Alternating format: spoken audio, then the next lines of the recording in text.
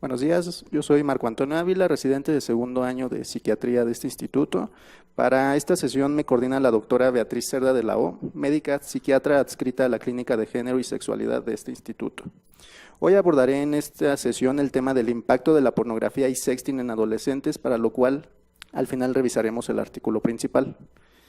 El contenido de esta presentación será la definición de lo que es la sexualidad, erotismo, pornografía, sexting, neurodesarrollo y consumo de pornografía, y al último analizaremos el artículo principal. Comenzando con una definición de lo que es la sexualidad, la OMS lo define como un aspecto central del ser humano a lo largo de su vida, que abarca no solo a la práctica sexual, sino también al sexo en su sentido biológico, identidades y roles de género, el erotismo, el placer, la intimidad, la reproducción y la orientación sexual.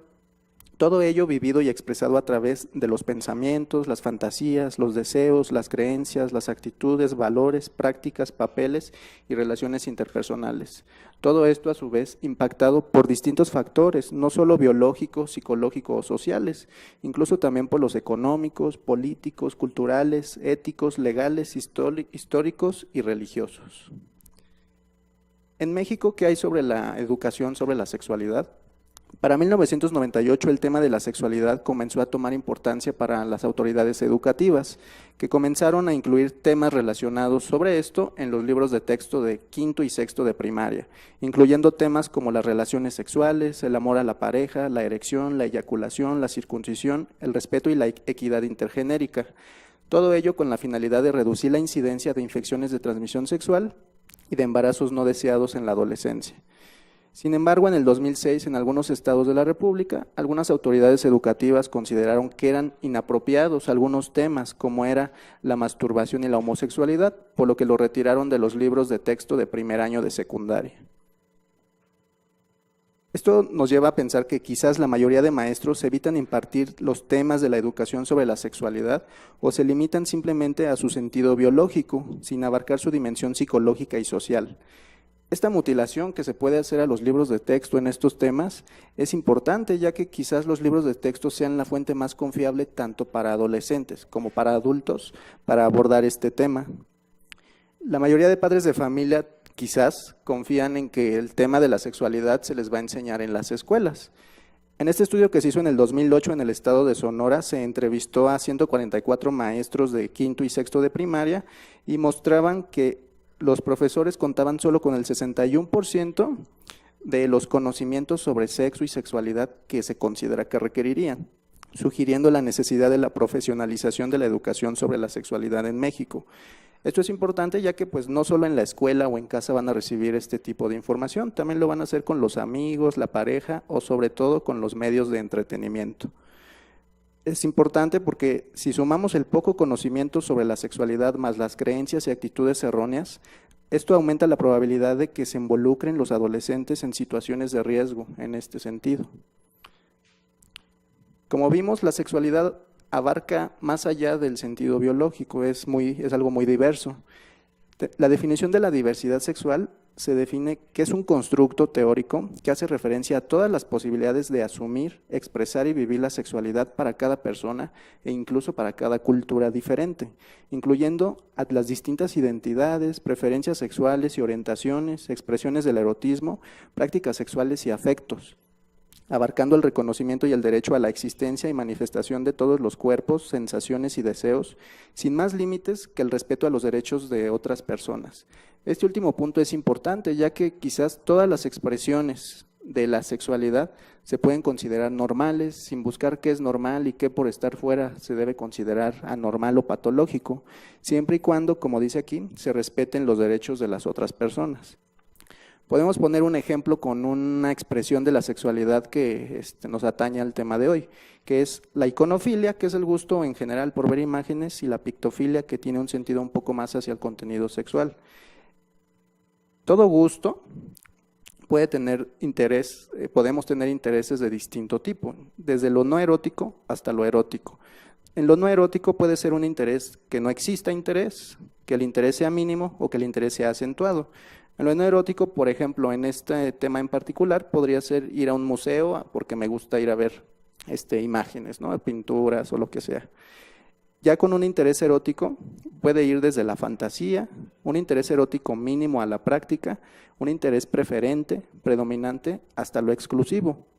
En el interés exclusivo pues se refiere a la forma en la cual se obtiene el placer solo por esta expresión de la sexualidad y no por las otras áreas que abarca la sexualidad, lo cual en el DSM-5 ya se define como una parafilia. Existen propuestas de distintas clasificaciones internacionales que buscan sacar del área de lo patológico aquellas expresiones de la sexualidad que realmente no tendrían por qué considerarse así, ya que no afectan a los derechos de otras personas. Por ejemplo, el fetichismo, el transvestismo fetichista y el sadomasoquismo. La CIE 11 propone sacarlos de la lista de lo patológico y dejarlos como una forma normal de expresiones de la sexualidad, proponiendo más bien que se considere como trastornos parafílicos aquellos en los que se obtiene excitación sexual cuando se involucra a individuos sin su consentimiento. Como vimos, el erotismo es parte de la sexualidad. El erotismo se define como el potencial humano cargado de contenidos subjetivos y objetivos, en el cual se puede producir y compartir un tipo específico, un tipo especial de placer, que puede ir desde el deseo, la excitación y el orgasmo, todas ellas relacionadas entre sí, pero que pueden presentarse de forma independiente. Desde el advenimiento de los anticonceptivos se ha dado cada vez un poco de más importancia al placer sobre la facultad reproductiva. Y es que el placer no solamente puede darse en pareja, la procura del placer también puede darse de forma individual, mediante la masturbación o incluso de forma colectiva, haciendo del erotismo una forma especial de comunicación que trasciende a la pareja y al individuo y que puede representarse incluso en las distintas formas de expresión artística. La educación sobre la sexualidad, al igual que la educación en cualquier tema, va a influir en la conformación de la personalidad de los individuos, de sus creencias, sus actitudes y sus conocimientos, que repercutirán a la larga en un comportamiento y en una respuesta sexual. Ya pasando al tema de lo que es la pornografía, el término pornografía se sugiere que proviene de dos palabras griegas, porne, que significa prostituta, y graphein, que significa grabar, escribir o ilustrar. Conjuntando las palabras nos daría la definición de qué es la descripción o ilustración de las prostitutas o de la prostitución. Sin embargo, en la antigua Grecia pues nunca se utilizó este término, es un término más reciente, desde el siglo XIX, que se comenzó a utilizar en Francia. La definición actual aceptada de lo que es la pornografía es que es un material erótico que representa imágenes explícitas o descripciones de actividades sexuales destinado principalmente a la excitación sexual de quien lo consume. Esto último es importante ya que a lo largo de la historia ha habido distintas representaciones escultóricas o pictográficas de desnudos o de prácticas sexuales que nunca han tenido la finalidad de excitar a quien lo consume. Tal es el caso del Kama Sutra, que se sugiere que su finalidad era la educativa o que era una representación simbólica del matrimonio entre el dios Shiva y la diosa Parvati en la antigua India. Aún en la época contemporánea hay representaciones gráficas de desnudos que no tienen la finalidad de excitar, por ende no deberían considerarse pornografía. Y es que el concepto moderno de la pornografía se define a partir de su comercialización a finales del siglo XIX, en donde este tipo de representaciones comienzan a abandonar su carácter erótico artístico. En 1895 y 1896 se hacían las primeras demostraciones públicas de un proyector de imágenes en movimiento. Ese mismo año se empezaron a producir cortos pornográficos en Francia, dando pie a un género que proliferó mucho, en donde mostraban a mujeres desnudándose.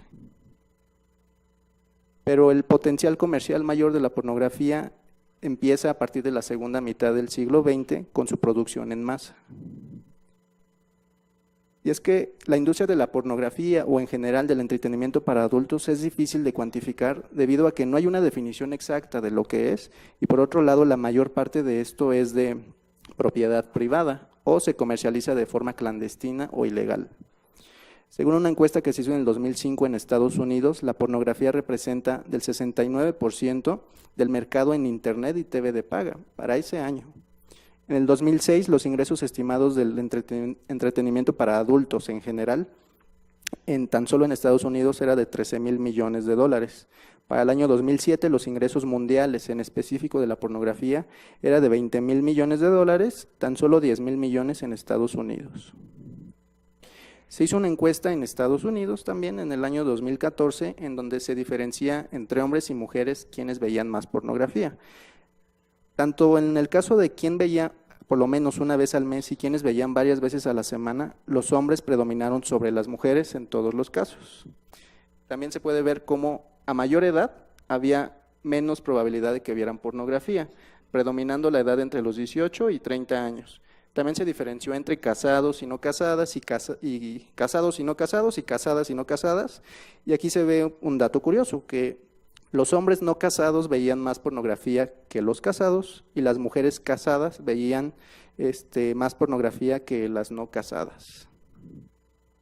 Esta encuesta que se hizo en el año 2000, también en Estados Unidos, mostraba que los hombres son más de 500 veces más propensos a ver pornografía que las mujeres, que los hombres felizmente casados tenían 60% menos probable que consumir pornografía que los no felizmente casados. Los hombres que cometieron adulterio tenían más de 200% más probabilidad de ver pornografía, y quienes habían contratado alguna vez prostitución tenían más de 200% más probabilidad de consumir pornografía. En esta misma encuesta también muestran que los hombres preferían imágenes de sexo gráfico y las mujeres preferían las historietas de contenido erótico. Aquí nace la duda de si la pornografía puede llegar a ser útil o si es más bien perjudicial.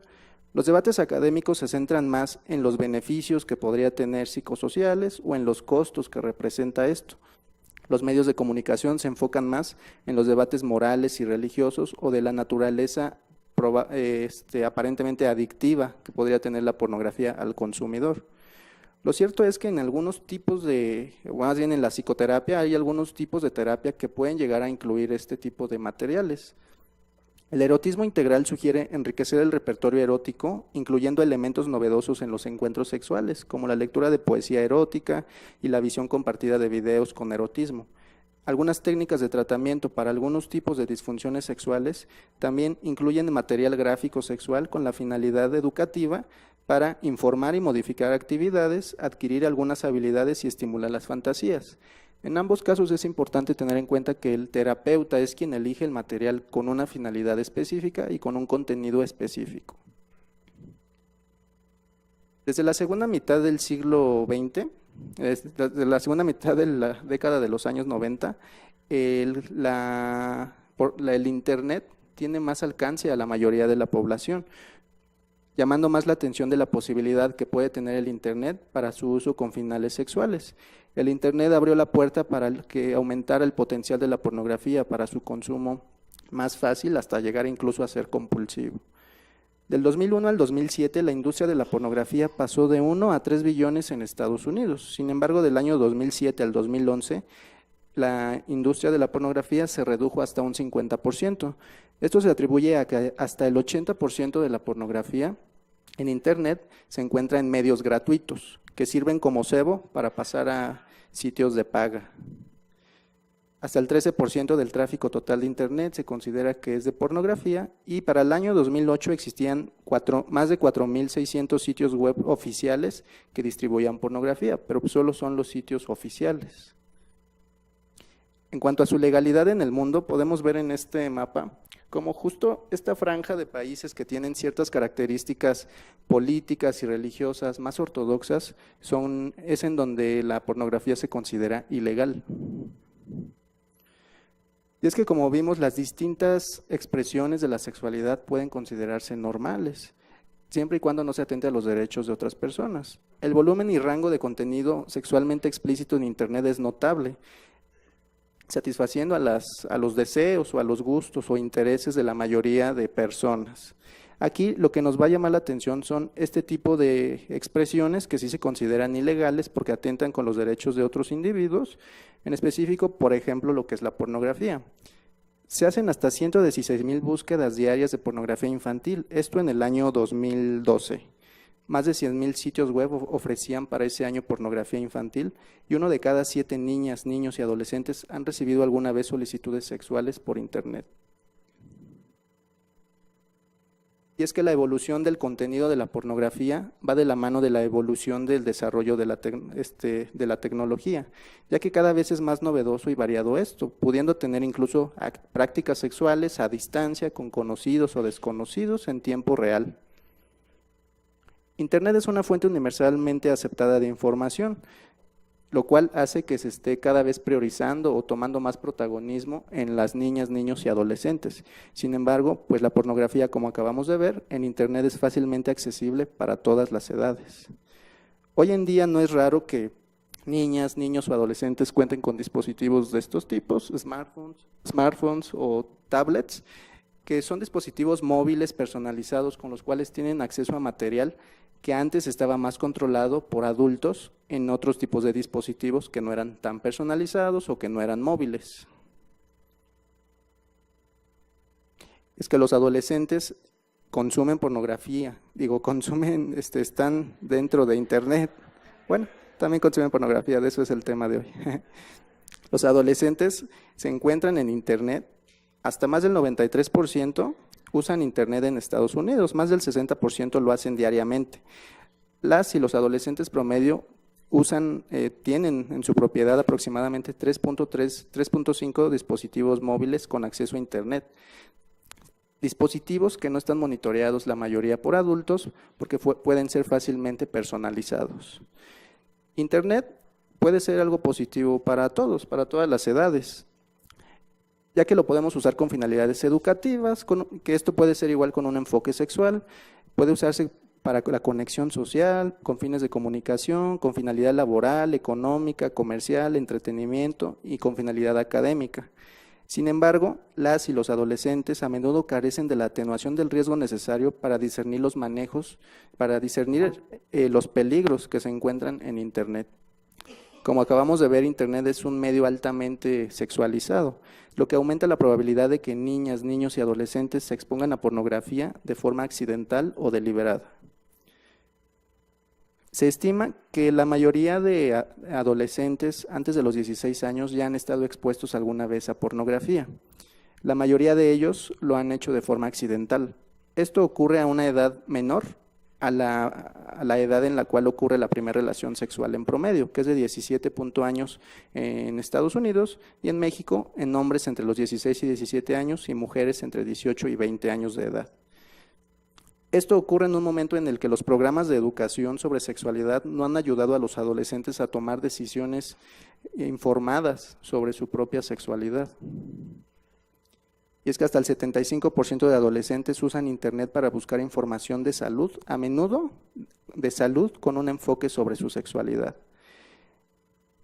Allí es donde la pornografía cobra un protagonismo importante en ellos, ya que quizás la mayoría de ellos lo usan inicialmente con la finalidad de resolver dudas, con una finalidad educativa sobre esos temas que no se abordan en otras formas de educación. Sin embargo, la pornografía carece de los medios, carece de la información sobre las consecuencias de las opciones sexuales y retrata expectativas inexactas e irreales sobre los encuentros sexuales. Esta encuesta que se hizo en el 2012 en Estados Unidos, en el que se entrevistó a más de 2,000 adolescentes, lo relevante de este artículo es que el 71% de adolescentes referían saber hacer algo para poder esconder de sus padres lo que están haciendo en Internet.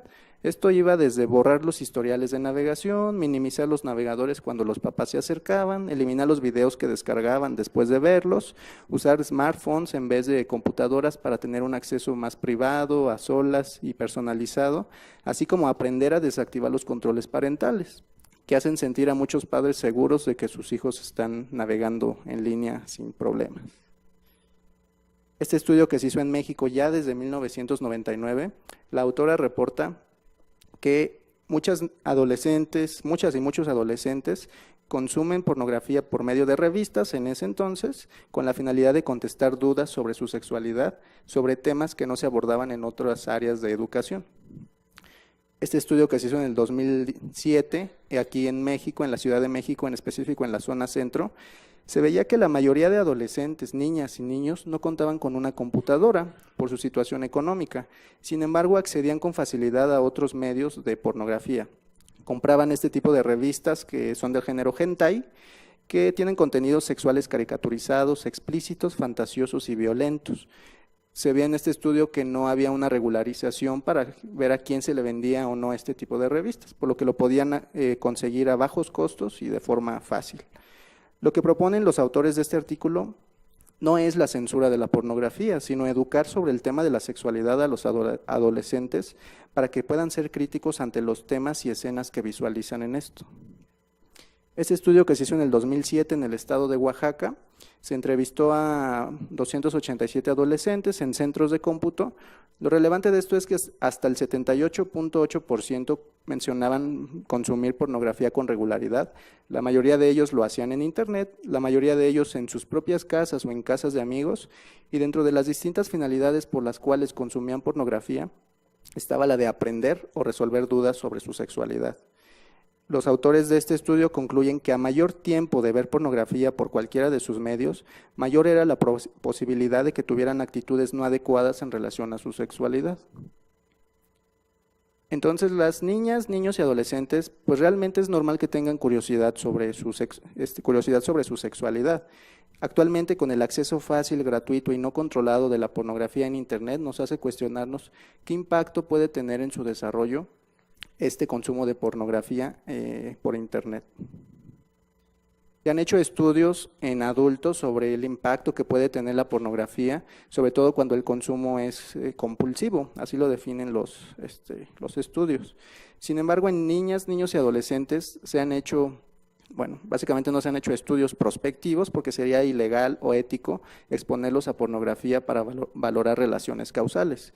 Más bien lo que sí se han hecho es algunos estudios transversales que sugieren que la exposición de pornografía en Internet en los adolescentes favorece que adquieran creencias sexuales erróneas, generando incertidumbre sobre la discrepancia que hay entre lo que ven en la pornografía y lo que se les enseña en otros medios de educación. También muestran que son más propensos a participar en prácticas sexuales de riesgo, como no usar preservativo durante los actos sexuales.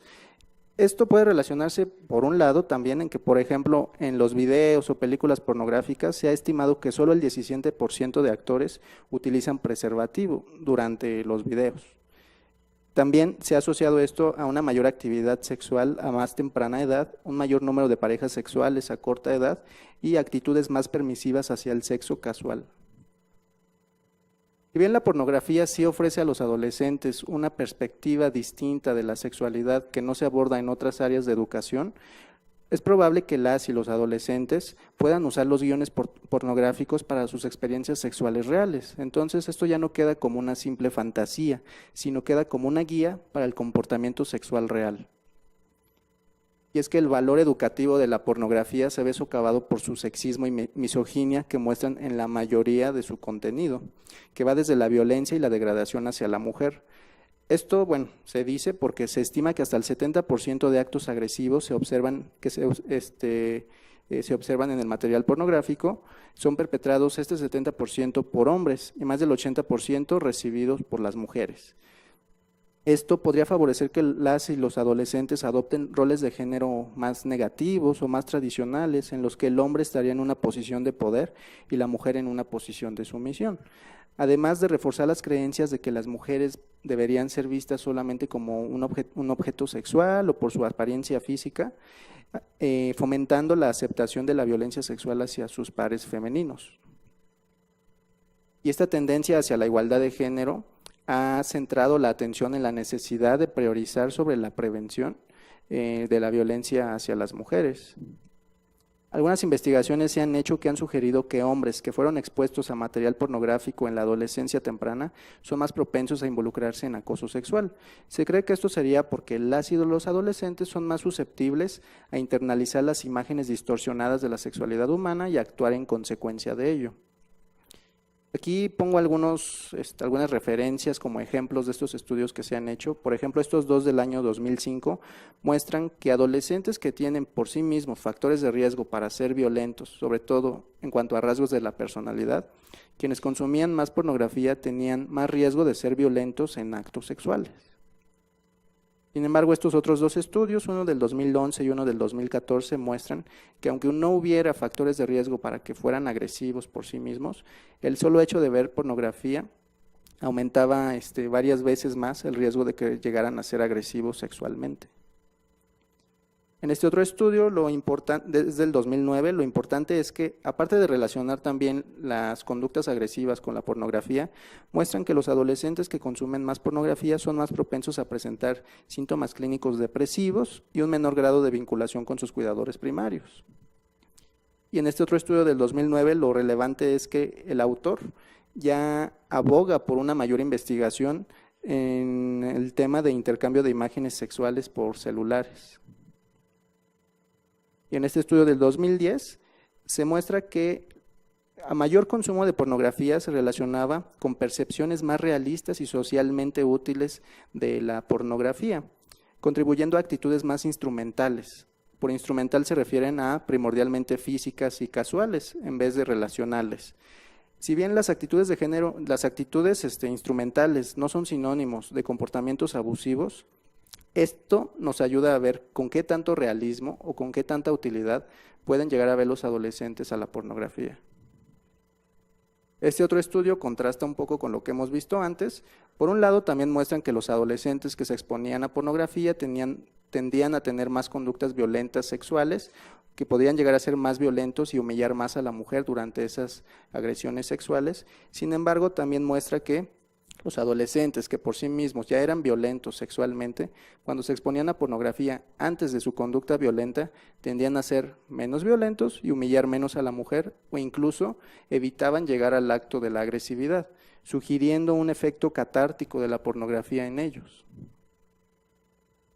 Pasando al tema del sexting, el sexting se define como el envío y o recepción de imágenes o mensajes sexualmente sugestivas, que va desde imágenes o videos en desnudez o semidesnudez, que se transmiten a través de teléfonos celulares.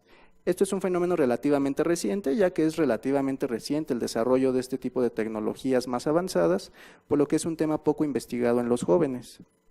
En un contexto actual en el que las imágenes o temas pornográficos, digamos, han entrado en la corriente principal a través de la publicidad, la música y el entretenimiento, el sexting suele ser normalizado sin tomar en cuenta las posibles consecuencias que podría tener. El sexting se practica en su mayoría por adolescentes y adultos emergentes, la mayoría de ellos en quienes están en una relación sentimental. Este estudio del 2008 en Estados Unidos mostraba que el 66% de mujeres y 60% de hombres habían practicado alguna vez sexting, esto en el 2008, y lo hacían porque lo consideraban divertido o con la finalidad de seducir. Se ha visto que este tipo de prácticas son más dadas en adolescentes que tienen autoestima más baja, ya que pueden tener por esta forma de comunicación mayor control sobre su entorno, pueden favorecer su anonimato y pueden lograr la aprobación de los demás con relativa facilidad. Esto se sugiere porque las y los adolescentes con un mayor grado de interacción social y vinculación no son tan propensos a consumir, producir o compartir material sexualmente explícito. La generación de nuevas redes sociales han llamado la atención de padres de familia, personal de la salud, educadores y educadoras y incluso de sistemas judiciales por los riesgos que esto puede conllevar en ellos. Este estudio que se hizo en el 2009 en Estados Unidos en adolescentes muestra las circunstancias en las que la mayoría de ellos practican sexting. Lo hacen solamente compartiendo imágenes entre pareja, lo hacen compartiendo entre pareja, pero también con personas que no son su pareja, o lo hacen compartiéndolo solo con personas que no son su pareja, con la finalidad de entablar una relación sentimental por medio de esto. La mayoría de ellos lo consideraban como algo seguro, más seguro que involucrarse en una relación física, aunque algunos de ellos reconocían que podría llegar a ser peligroso o potencialmente ilegal. Lo relevante de esto son los riesgos que podría tener. ya que tanto adolescentes como incluso adultos pueden exponerse a depredadores sexuales, acoso cibernético o a que sus imágenes se publiquen en la red de forma masiva, así como una forma de presión o de agresión por parte de pares para presionar que se compartan estas imágenes. Y bueno, tener en cuenta las consecuencias psicológicas que esto puede tener a largo plazo. En México, la Cámara de Diputados aprobó a finales del año pasado un dictamen que reforma el Código Penal Federal para tipificar los delitos de ciberacoso, esto en el artículo 259, y para tipificar como delito la difusión de fotografías o videos con contenido sexual sin la autorización de las personas afectadas, esto en el artículo 211. Y es que México se considera el país de América Latina que más practica sexting. Se estima que cerca de 4 millones de niñas, niños y adolescentes han enviado alguna vez imágenes personales de contenido sexual. A manera de comercial, porque solo lo voy a mencionar rápidamente, hay distintas páginas de internet o programas, incluso de gobierno, que muestran recomendaciones, por un lado, para la privacidad, para salvaguardar la privacidad en redes sociales, incluso algunos programas dirigidos mucho a este tema del sexting. Por ejemplo, este programa que se llama Pensar antes de sextear fue desarrollado por una página de internet, impulsado por Google y en el cual colaboraron distintas instancias del gobierno.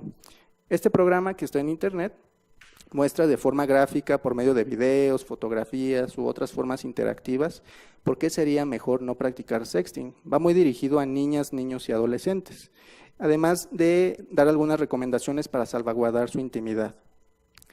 En México, en general, en distintos estados de la República, se han llegado a realizar por sistemas judiciales algunos programas dirigidos a este mismo tema, de prevenir la práctica de sexting en niñas, niños y adolescentes.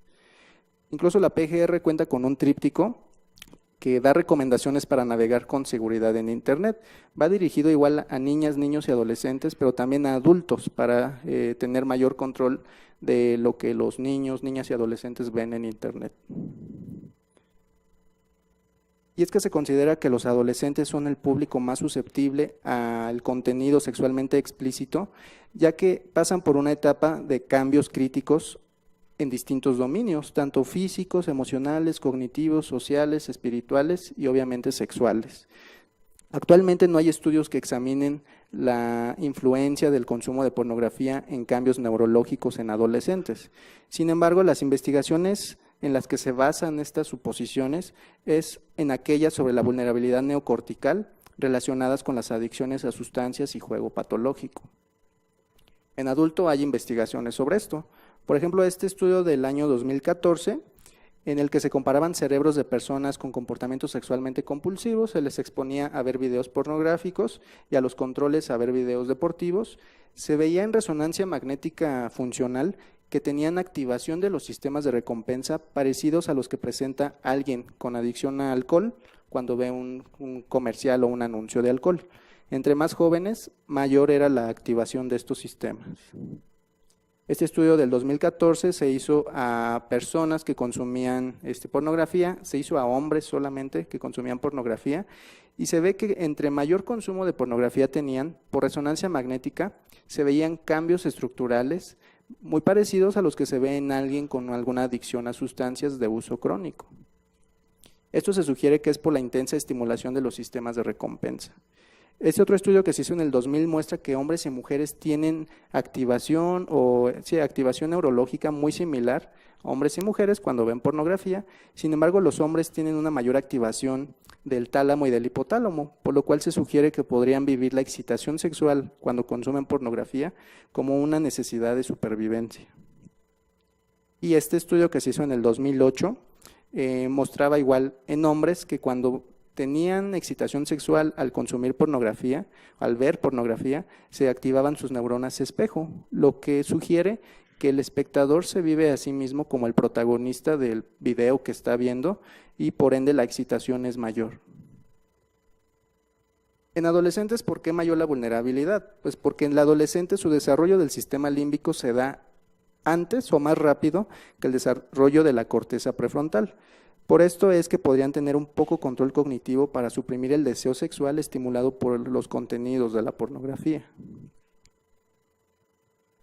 Ahora, pasando al análisis del artículo principal, este se llama Pornography, Sexual Coercion and Abuse and Sexting in Young People's Intimate Relationships, a European Study. Este se publicó en julio del año 2016, el año pasado, en el Journal of Interpersonal Violence, que tiene un factor de impacto de 1.579.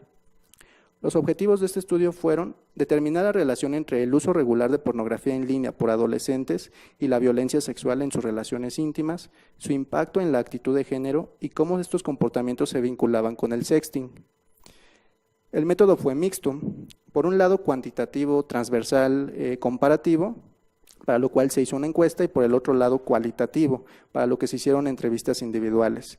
Se juntaron grupos en cada país de jóvenes para traducir las encuestas y las entrevistas al idioma de cada país y al lenguaje de la juventud de cada país. La muestra se obtuvo de 5 países de Europa, de Bulgaria, Chipre, Inglaterra, Italia y Noruega, de 45 escuelas. Fueron adolescentes de ambos géneros. La muestra inicial fue de 4.564, pero solo se tomó la información de 3.299, que eran quienes aceptaron haber tenido alguna vez pareja. La muestra final fue de 3.277 porque se perdieron 22 participantes. 96% fueron homosexuales y 4%, 96% fueron heterosexuales y 4% homosexuales. Las edades fueron de entre 14 y 17 años, con medias de 14.73 en Inglaterra y 15.29 en Italia. Se midieron 4 aspectos. Primero, la coerción y abuso sexual, que incluyó preguntas sobre experiencia, o sea, que habían recibido coerción o abuso, que habían sido víctimas de ello, y perpetración de violencia y abuso sexual, de coerción y abuso sexual. Ellos calificaron en una escala de 4 puntos, desde nunca, una vez, pocas veces y a menudo. Las respuestas se combinaron para dar una tasa de incidencia en cada país. También se indagó sobre el sexting. Se les preguntó si alguna vez habían enviado y o recibido un mensaje y o imagen de contenido sexual a otra persona por teléfono celular. Calificaron igual en una escala de tipo de 4 puntos, igual a la anterior, pero a ellos aparte se les hizo preguntas abiertas. A quienes enviaron alguna vez se les preguntó por qué lo habían hecho, cómo les hizo sentir eso, si la imagen se había compartido con otras personas sin su consentimiento y, de ser así, cómo se habían sentido ante ello. A quienes recibieron se les preguntó si habían pedido el mensaje o la foto, si los habían compartido con otras personas y, de ser así, por qué lo habían hecho. En cuanto a igualdad de género, se les dijeron 3 enunciados que se referían a actitudes de género negativas, y ellos calificaron en una escala de tipo Likert de 5 puntos. Entre mayor puntaje, más de acuerdo estaban con estos enunciados. Los enunciados eran estos. Para el trabajo más importante es mejor elegir a un hombre en lugar de una mujer. Las mujeres provocan sexualmente a los hombres y luego se quejan de la atención que reciben, y a veces es aceptable que un hombre golpee a una mujer si le ha sido infiel. El cuarto valor medido fue el uso de pornografía. Se les preguntó a hombres y mujeres si usaban pornografía con regularidad, contestaron sí o no, y se les preguntó si alguna vez habían sido presionadas o presionados para ver esa pornografía. Aquí algo importante es que no se les dio una definición detallada de lo que es la pornografía, por lo que usaron un concepto autodefinido, además de que tampoco se valoró qué tanto era regularmente, o sea, podía variar mucho eso. Para el análisis se ingresaron los datos de cada país en el programa SPSS, se hicieron estadísticas descriptivas, incluyendo tabulaciones cruzadas para cada país, se aplicaron además pruebas de chi cuadrada para identificar los efectos de género en cada país, y se hizo por último la regresión logística, incluyendo predictores conocidos de coerción sexual. Para lo cualitativo, se aplicaron entrevistas semiestructuradas en las que los adolescentes podían discutir y comentar viñetas cortas. Los participantes se obtuvieron de escuelas, campamentos, talleres para jóvenes y algunos servicios especializados. Algo importante es que estos adolescentes no es la misma muestra que los de la encuesta. Sin embargo, algunos de estos pudieron también haber contestado esa encuesta. El total de la población fue de 91, entre 13 y 19 años, 67 eran mujeres y 24 hombres. En cuanto a los resultados, para ver quiénes si veían o no pornografía, puede verse que los hombres en todos los países reportaron sí ver pornografía con regularidad, más que las mujeres. El porcentaje total mayor fue en Italia y el menor fue en Inglaterra. Entre mayor edad tenían, menor era la probabilidad de que hubieran visto pornografía durante el último año. Al preguntar sobre si habían sido presionadas o presionados para ver esa pornografía, llama la atención que solo en Inglaterra las mujeres referían haber sido presionadas para ver pornografía y en el resto de países, Italia, Chipre y Bulgaria, eran los hombres quienes decían haber sido más presionados. Sin embargo, los autores sugieren que esto se debe a que pues eran más los hombres que veían pornografía, entonces era más la probabilidad de que respondieran positivo a esto. Sobre las experiencias y perpetración de coerción y abuso sexual, puede verse también aquí algo interesante. En cuanto a la experiencia, o sea, que eran victimizados, en Inglaterra y Noruega las mujeres respondieron positivo, más que los hombres. En ambos casos las X cuadradas eran significativas. En Italia, Chipre y Bulgaria eran más los hombres que referían haber sido victimizados, sin embargo en estos casos las X cuadradas no fueron significativas. Por otro lado, en cuanto a la perpetración de coerción y abuso, los hombres respondieron positivo en todos los países, más que las mujeres, y en todos los casos las X cuadradas fueron significativas. En cuanto a la práctica de sexting, fue mayormente reportado en Inglaterra y menos en Chipre, relación inversa a lo que pasaba con el consumo de pornografía, que era mayor en Chipre que en Inglaterra. Aproximadamente 2/3 de quienes habían enviado también habían recibido sexting. Como se puede ver en esta gráfica, pareciera que las mujeres son quienes más envían y reciben sexting que los hombres. Sin embargo, al sacar las medias, se puede ver que las mujeres envían más que los hombres y que los hombres reciben más que las mujeres. Sin embargo, pues igual no hay mucha diferencia entre hombres y mujeres. En cuanto al impacto que tenía el sexting en ellos, fue positivo, tanto en la mayoría de hombres y de mujeres. Era más positivo en hombres que en mujeres. El impacto negativo era obviamente mayor en mujeres que en hombres, y la mayoría de ellos referían que esto era porque su imagen o mensaje había sido compartido con otros sin su consentimiento. A pesar de que su imagen había sido compartido con otros sin su consentimiento, algunas reportaron tener un impacto positivo. En cuanto a la relación de ver pornografía y la práctica de sexting, puede verse en estas gráficas como quienes veían regularmente pornografía, tanto hombres y mujeres, tenían más probabilidad de haber enviado sexting en todos los países, excepto en Chipre. Hay que tener en cuenta que Chipre era el país que menos sexting practicaba. Bueno, excepto en Chipre, en mujeres. Estas gráficas son muy parecidas a las anteriores, que hablan de quién había recibido sexting, de quienes consumían regularmente pornografía. Y pues se ve que la mayoría de quienes veían pornografía habían recibido sexting alguna vez, también igual excepto en Chipre, en el caso de las mujeres. En cuanto a la relación del consumo de pornografía y las actitudes de género, se puede ver en estas gráficas. Bueno, esto se aplicó solo a hombres. Los autores refieren que la muestra de mujeres que veían pornografía era muy pequeña para hacer esta evaluación en ellas. Se ve cómo los hombres que consumían pornografía en línea regularmente tenían actitudes de género más negativas en todos los países y quienes no veían pornografía tenían actitudes de género más positivas en la mayoría de países, excepto en Bulgaria, donde tenían actitudes de género más neutrales. En la regresión logística se incluyeron algunos otros factores que se han asociado con la práctica de coerción y abuso sexual, como es la edad. Se ha sugerido que a mayor edad, menor práctica de coerción sexual, el buen rendimiento escolar y que tengan parejas más jóvenes. Pero en estos tres casos la significancia estadística no era relevante. Bueno, no había significancia estadística. Los que sí tuvieron significancia estadística fueron las actitudes de género negativas, que muestran aquí que hacían 2.6 veces mayor el riesgo de que practicaran coerción sexual que quienes tenían actitudes de género positivas. Quienes veían pornografía tenían 2.2 veces más riesgo de practicar coerción sexual que quienes no veían pornografía. Quienes enviaban sexting tenían 2.8 veces más riesgo de practicar coerción sexual que quienes no enviaban sexting, y quienes recibían sexting tenían 1.9 veces más riesgo. De todos los países, el único que se identificó como un factor de riesgo, digamos, pertenecer a ese país, era Italia, con 4.8 en odds ratio. Hay que recordar que Italia era el país que más consumía pornografía. En cuanto a los resultados de lo cualitativo, se sacaron 4 subtemas, para lo cual hicieron algunos comentarios textuales que se agregaron en el artículo. Los subtemas fueron: la pornografía es similar al sexting, expresándolos como dos prácticas intercambiables incluso. También referían que el sexting era descrito como normal y común por la mayoría de ellos, que el sexting era un medio seguro de aliviar la tensión sexual, al igual que la pornografía, y que el sexting podría reproducir los rasgos negativos de la pornografía, sobre todo la dominación y la humillación, si las imágenes se compartían sin su consentimiento.